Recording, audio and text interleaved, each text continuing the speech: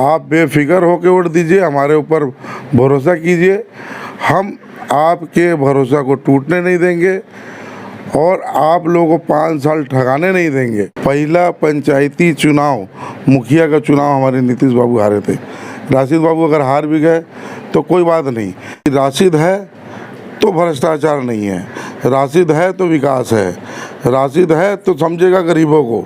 आज पूरे पंचायत के लोग में, औरतों में, बच्चों में, सब में मेरे नाम का एक भरोसा है, एक टैग है। नमस्कार, आप देख रहे हैं AHO न्यूज़। मैं हूं आपके साथ आरिफ हयात। इस वक्त हमारे साथ मौजूद हैं गोंदली पंचायत के पूर्व मुखिया प्रत्याशी सह समाज सेवी भी हैं, जो इस साल भी मुखिया प्रत्याशी हैं, राशिद मोहम्मद राशिद जी।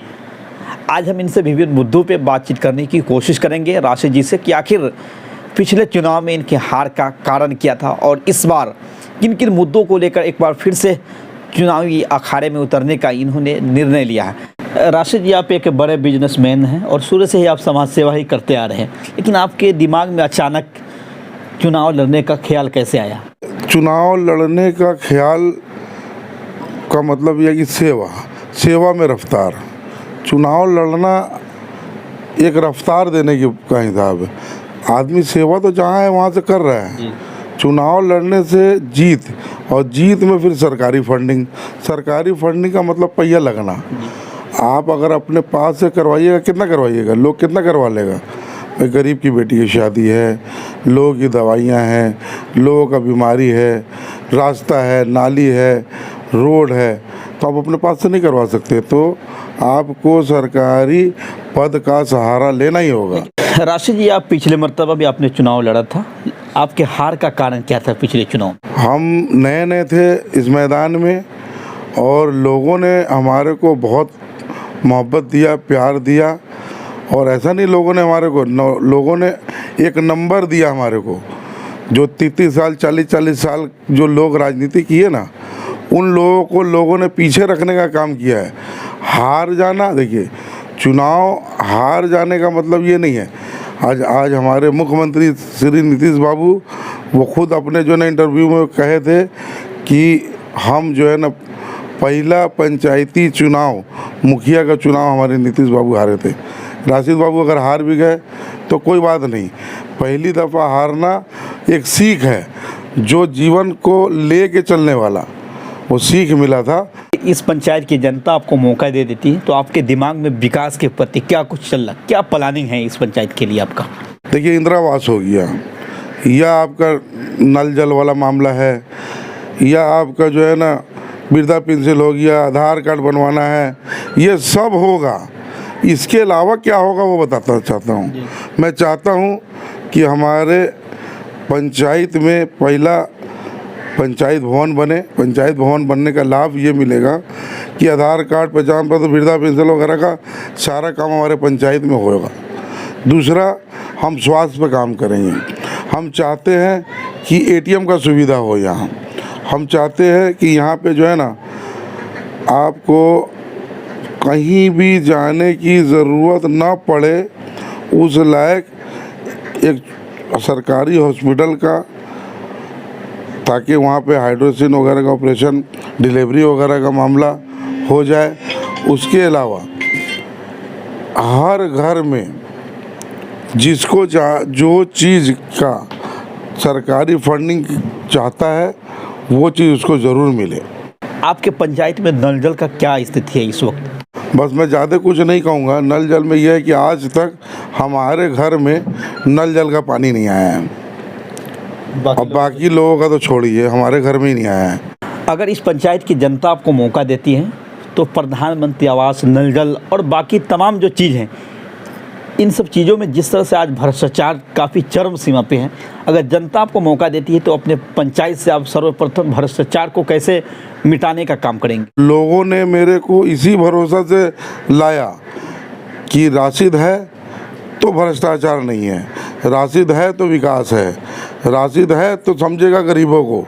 आज पूरे पंचायत के लोग में, औरतों में, बच्चों में, सब में मेरे नाम का एक भरोसा है, एक टैग है। राशिद जी, आप लगातार पूरे पंचायत का भ्रमण कर रहे हैं, लोगों से मिल रहे हैं, लोगों का रिस्पांस इस चुनाव में आपके प्रति कैसा मिल रहा है? क्या लगता है इस बार आपके पंचायत में बदलाव होना तय है? रिस्पॉन्स तो इतना बढ़िया मिल रहा है कि मैं डर से जो है ना रैली नहीं निकालता हूँ कि लोग जो है ना टॉर्चर करना शुरू कर दे, लोग नज़र में नहीं आ जाए।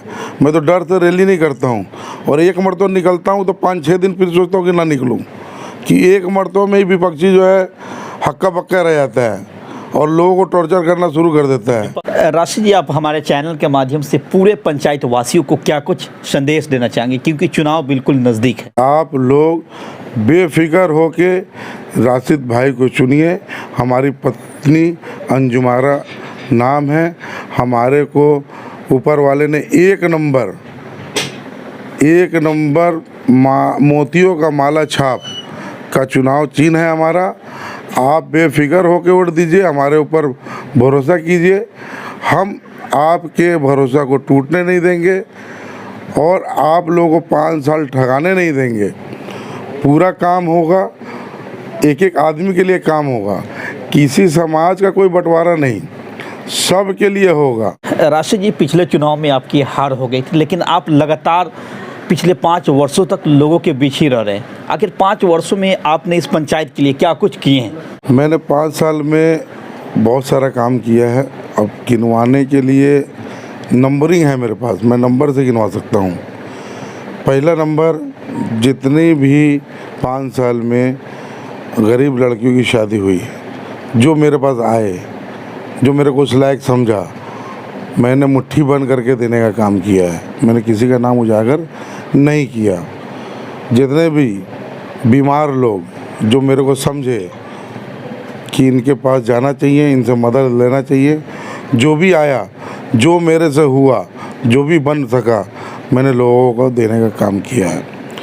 तीसरा नंबर, मैंने अपने गांव में नाला बनवाने का काम करना चाहा, जिसमें लोगों ने रोक लगाया। जो विरोधी है, कुछ विरोधी होते हैं तो आने जाने में लोगों को दिक्कत हो रही थी, तो हमने उसमें मिट्टी गिरवाने का काम किया ताकि लोग कम से कम वहाँ से आना जाना शुरू कर ले, वो रास्ता चालू हो जाए। चौथी बात, बंजारा, कभी आप जाएं बाज़ार पर से लेके बंजारा, तो 2017 के बाढ़ में वो पुल ध्वस्त हो गया था और हमने राबिस मिट्टी गिरवाने का काम किया, उस रास्ता को चालू करवाया।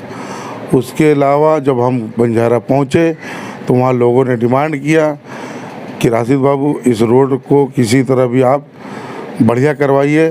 तो हमने अपने पूर्व विधायक फैसल रहमान साहब से मिला, उनसे रिक्वेस्ट किया। उन्होंने कहा कि आप किसी तरह भी आप लोग मिलकर टेंडर करवा लीजिए, मैं इसको साइन कर दूंगा।